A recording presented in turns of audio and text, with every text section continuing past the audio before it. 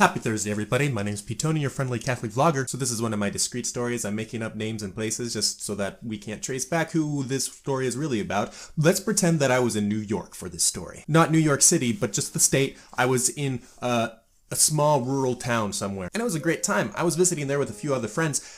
And we were going to do a thing in this town for the church there. We were there for about a week, and while we were there, a couple slightly older ladies wanted to pray with us. So my friends and I said, sure, okay, let's do that. And we went to a chapel and we prayed together. Now these ladies were the charismatic type, as in they enjoyed charismatic spirituality. I'm not going to dive into my thoughts on charismatic spirituality right now because I don't want to. But they started praying over us in tongues. They had us sit in the pews and they came up to us one by one and prayed over us. Of course, praying in tongues is kind of a surreal experience. The two ladies would come up and they would start making sounds that sounded like words but not English words. And in this particular case, they let themselves go into kind of a chant, and it was a little bit like a song of some sort. And then they finished off by interpreting what movements they felt, what sights they saw, what they thought God might be trying to tell us in that prayer. And I'm so tempted to start going off on all my thoughts on charismatic movement, but honestly I don't know enough to really do that. But the interpretations of these prayers were kind of interesting.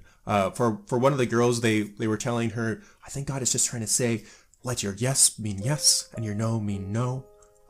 Which is great advice. They told her there's going to be some big decision that comes up in your near future, which is probably true of most people, but that's okay. And that was hers. The other girl, they told her, I think they called her a teddy bear, like God just sees you as his special little teddy bear. Or maybe it was a flower or something like that. I'm not sure, but something very affectionate. There were also two guys in this group, myself and this other guy. The other guy was about to go into seminary and they were telling him, oh, we see a ciborium in your future, which is one of those fancy golden things that a priest uses at the mass. And when they came to me, they told me that they saw a white collar in my future. Now, important context for all this, I feel like I get told a lot that I should be a priest ever since I've left priest school, which is beautiful and great, and especially right after I left priest school, I always took it as a compliment because I have a lot of respect for what priests do. And in my mind, if someone's telling me that they think I would make a good priest, they're telling me that they see a lot of really great qualities in me that I would like to have. So I always take it as a big compliment. But at the same time, like, I discerned out of priest school, and I've thought about joining other priest schools. Instead of I was with the Legionaries, I could join another priest school. But when I pray about it, I just don't feel God tugging on my heart that way.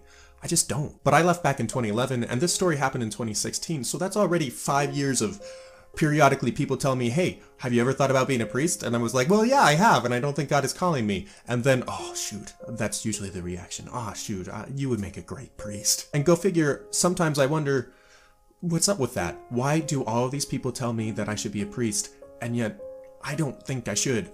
What does that mean? So this particular time, being told once again that I should be a priest by these other people, it just struck me a little bit deeper. Maybe it was the ambiance, the whole prayerful atmosphere that we had created around ourselves, and the singing and the chanting, and I have a lot of questions about the charismatic movement. Do these ladies have a special insight? I don't know. And then I have compounded thoughts upon compounded thoughts of all these different people that have told me what they think I should do, what they think God might be calling me to in my life. Plus the girl that I was sitting next to during this prayer experience, I kind of had a crush on. She probably already knows this. I'm pretty sure she knows this. But I kind of had a crush on her, and so I had all these conflicting thoughts the other way. All of these thoughts. Very confused. What do I do?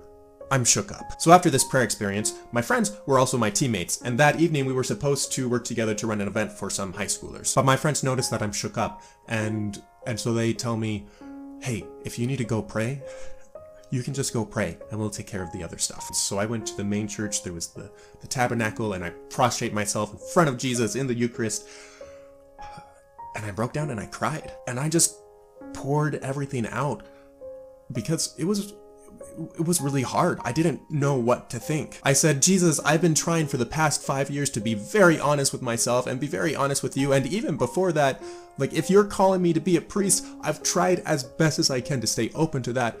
And I still just don't feel like you're calling me to that. But at the same time, there's all these people that think that I should be a priest.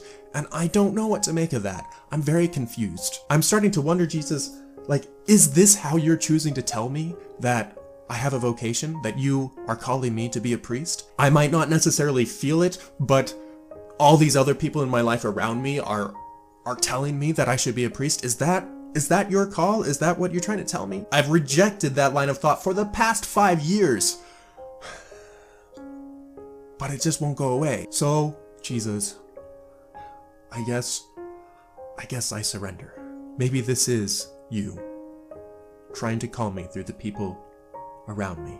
And after I said that, I slowed down a little bit and just breathed. And I said, okay, well, maybe this is the new direction that I'm going. And from there, I began to ponder, what would it be like to go back to the seminary? And more than that, I pondered, what would ordination be like? And I imagined myself prostrate in front of an altar as a bishop prayed over myself and whatever other seminarians were being ordained with me that theoretical day. And I asked myself, could I do that? Could I go through with that if I didn't feel a call to be there, but I just had a bunch of other people that told me that that's where I should be? And phrasing it like that, I realized, no, I couldn't. I literally could not go through with that. Who knows, I try to continue to stay open to the idea of priesthood, and I pray about it fairly regularly. But in that moment, I said, Jesus, I can't follow this vocation just based on what other people tell me.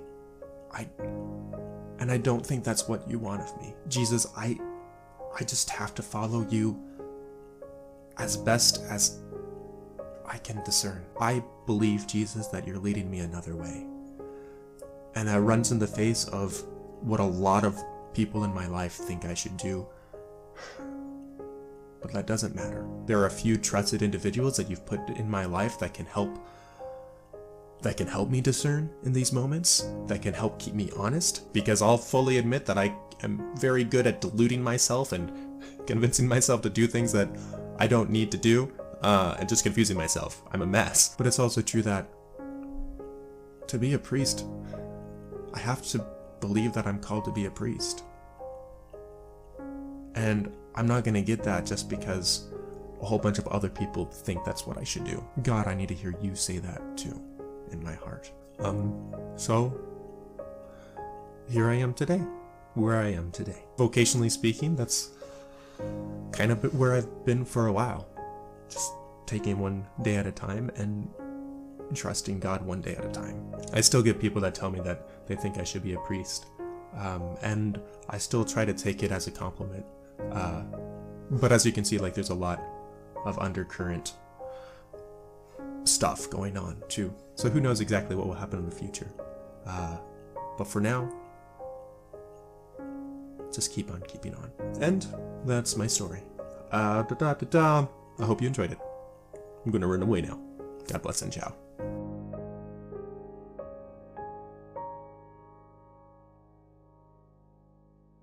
I want to give a shout out to my brother. This is a new camera that we're using today, and I haven't tried filming on it before, so I'm expecting it to work better than what I've been using before. We'll find out, I guess. A tiny little camera. It's about like that big. You know, like it's smaller than my index finger. All right, I'll see you later. Cheerio.